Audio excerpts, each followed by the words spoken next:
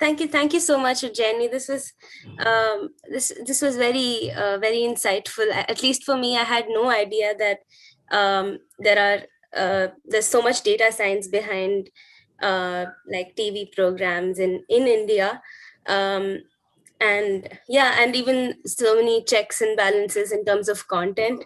Um, yeah, so do all channels do this?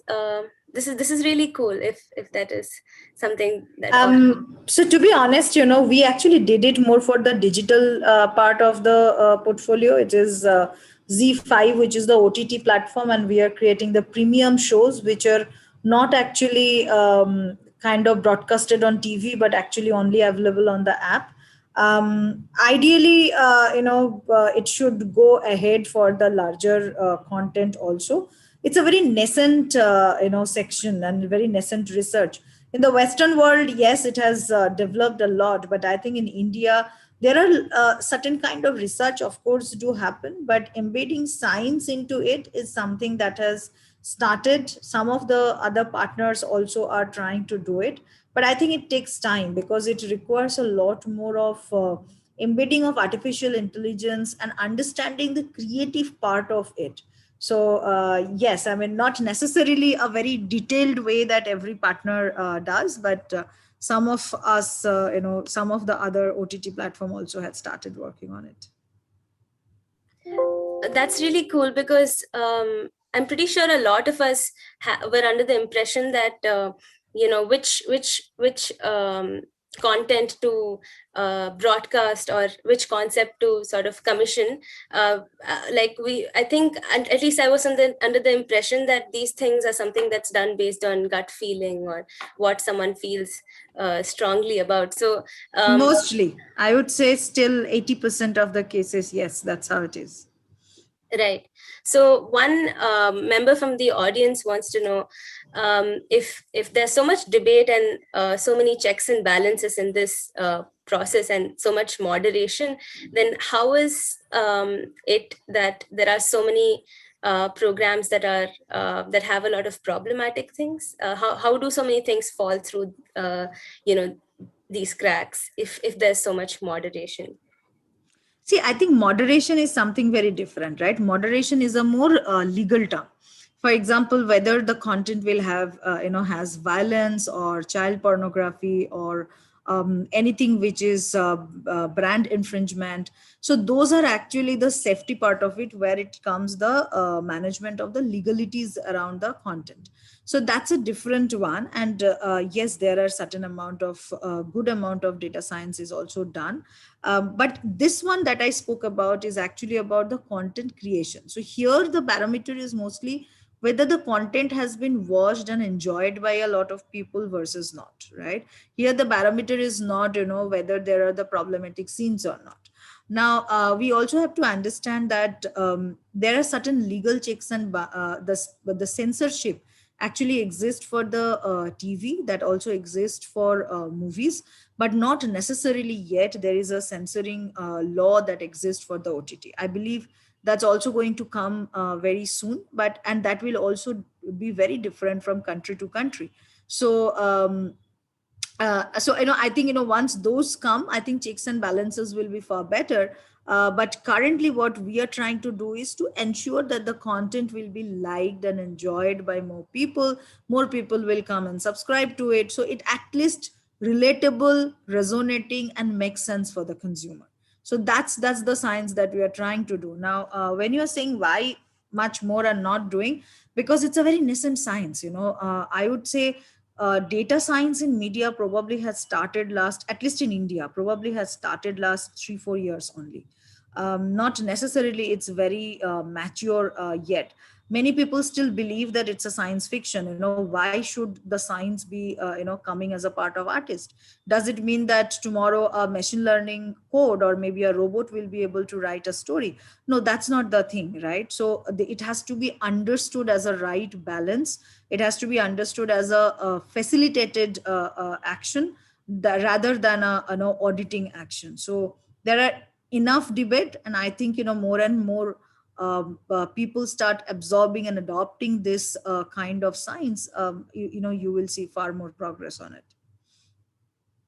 So would you say at the moment, what the reason we are doing all this, is it more geared towards retaining the customer, and do you see this moving towards the goal being influencing the customers, like the consumers, to uh, think in other ways, and in terms of achieving our goals as a society?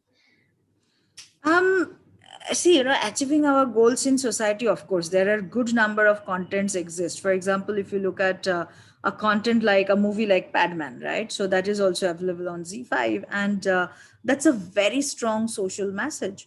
I mean, even though it has lots of adult kind of scenes, but at the end, it's a very strong social message. So there are many such movies which are coming up, where movies want to do that social beat also. um, However, at the end, this science is not only to talk about the retention is of course a very important part. At the same time, to be able to engage and onboard new consumers, so acquisition is also a very important part. For example, if I know a certain section of consumers are not on my platform, what kind of story need gap that exists? So if we understand, then we will be able to design that kind of, or bring on board that kind of stories which will engage them. We have also seen one thing, that there are ample clean contents which actually drive a good engagement of the consumers. So it's not true that the clean contents are not good. So clean and good reasonable contents are actually drive a good amount of engagement, good amount of volume of consumer. So I still believe, consumers are the king, and they decide at the end. So, thank you. So, someone from the audience wants to know how powerful actually, are the decisions made by, like, humans. Like, if the human is thinking of making the decision X, but the data says, no, you should be doing Y and not X. Which one is usually given more value? And what do you think going forward will have more value? See, I personally feel that human are always better than machines, because one thing that human has is a emotion, right, which a machine doesn't necessarily has.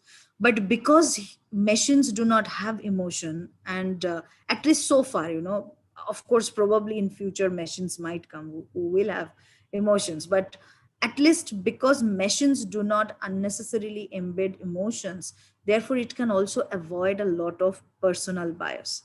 Whereas if I can only hire say 2 3 5 people who can sit and watch the content, but every person, when they are taking a decision whether this content is good or bad, or I want to bring that content, the litmus test first happens is, am I enjoying it, before thinking whether my consumers will enjoy it. And there are good number of contents which I may not necessarily enjoy, but I know there are segments within our consumer class who will absolutely love that. So if that is the thing, then if I am sitting and actually deciding whether that content should be onboarded, I might say no, and that would be an injustice. So machine actually helps to cut down this unnecessary biases from the decision making, and that's where it helps, and that's where it should be augmented. It should not be either or, it should be together. Thank you. I think this leads me to the next question by a member from the audience, which is, how can we all also be more unbiased in our decisions, and how can we make smart decisions based on data so that there are no personal biases? I think it's a very tough question, I must say, because even recently we have found that when the machines are getting trained, say for example in the linguistics, in understanding the verbs, they have already started associating gender to it. So for example, if you say cooking, they always start adding she against it instead of he, because it almost feels like that's. So if machines are getting trained on such kind of biases, I think at one side we are talking about diversity and inclusion, the other side machines are getting trained very differently, it will be very bad for the future. So we have to be, when we are training models, we have to be very sure that what kind of informations we are putting. For example, if you look at finance industry, that is pretty mature, I would say, in terms of data science. They clearly mention that ethnicity, that should not be part of any training model. So you cannot use, what is the person's ethnicity, what is the person's caste, what is the person's skin color. Those cannot be used as a part of your training model. So that kind of, you are knowingly kind of deleting those stuffs. Another thing what I feel very important is, it's good to have a very strong domain knowledge, but at times with experience and domain knowledge also comes the biases. So practicing a certain amount of detachment and dispassionate, and be able to true to the data. So not to force data to tell what you think, but actually to see what data is telling and trying to make meaning out of it. It might happen earlier you have seen data telling something very different, and today it is telling very different, because your consumers are changing, their psychology is changing, their interests are changing. So but if you guide yourself that, okay, no, earlier I have seen that, therefore today it's also true, then you are bringing your own experience bias and not listening to data truthfully. So I think being true to data also requires certain amount of a practice of detachment and dispassion from the domain. So I think, we as a data scientist should practice that kind of balance very well within our mind. Thank you. Someone wants to know how you decided to pursue this field or area of interest. And did you get interested in the application first and then get into the data aspect, or was it the other way? Okay, good question. Actually, I actually was very interested in mathematics from a very childhood. So I was an Olympiad student and then got trained into it. I just gone for I mean, even though I was selected for engineering, but I really realized that that's not where my passion lies. So I actually went ahead for learning statistics, computer science, mathematics. And until my master's degree, I really didn't know where am I going to apply it. I always thought probably I'll do some research, I'll teach in some universities. I do teach, I love teaching, so I always thought that's probably my destiny. But I always say, I let it happen, and I always let my passion drive it. My parents were really worried, when my other, their colleagues' children were already getting jobs, but I was actually still studying. But I still followed my passion, what I wanted to do. And so when I joined McKinsey, ideally I started seeing the applications of what I have started in colleges. That's where I started seeing its application. So in my life, application came much later, but actual theory, actual education came much faster. But I'm so thankful that, I followed my passion, because I see many people today realize that they want to join data science, and now they want to see where they can start. But at least that fundamental was already built in, just because I followed my passion. And I always say, I always tell it to every young people that follow your passion. Whatever you do with joy, you actually will find money against it. So you should not run behind money, that thinking that, okay, this is what I want to achieve, and therefore try to plan, your education or your work around that. It's good to plan, but if that's not where your passion lies, then however good you try, you will not be able to excel in that. So follow your passion, you will find your joy of work, and money will come behind you. Thank you so much, Mr. Jenny. This was amazing. It's so nice to hear your story. I'm sure it inspired a lot of people in the audience to go ahead and pursue their passion as it did me.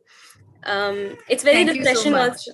Yeah, it's very refreshing also to see that like India is taking a step forward in incorporating data, like data science within like domestic shows. I hope going forward artists can, in collaboration with data, produce good and interesting content, while also like trying to achieve our goals as a society. Thank you so much. Thank you, take care, bye. Bye.